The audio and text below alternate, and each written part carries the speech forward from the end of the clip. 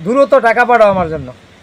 এখন তো আপনি হ্যাঁ দ্রুত টাকা পাঠানোর জন্য ব্যস্ত হয়ে গেছেন। হ্যাঁ হ্যাঁ ছোটবেলায় যে আমাকে মারছিলেন, আমি আপনার কারণে পড়ালেখা পর্যন্ত করতে পারিনি। হ্যাঁ সে কথা কি ভুলে গেছি?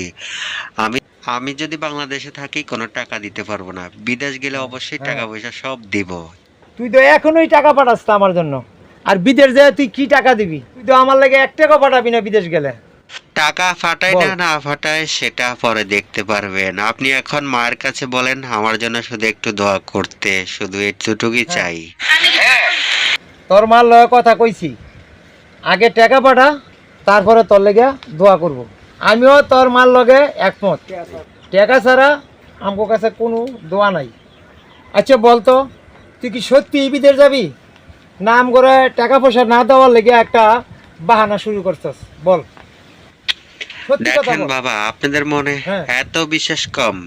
আমি আপনাদেরকে হ্যাঁ হ্যাঁ কিছু কইতেও পারছি না, সইতেও পারছি না। কষ্টে আরো মনটা ভেঙে গেল। হ্যাঁ, যা। বুড়া বয়সে দরকার পড়ে চাষ ছেড়ে দিছিলাম জমির, আবার জমিতে চাষ কইরা খাবো, তারপরও তোর তেনে কোনো দিন আর চামু না। যা, তুই দিস না টাকা পয়সা, দেখি আমরা চলতে পারি কিনা, আল্লাহ দেখবাম করে।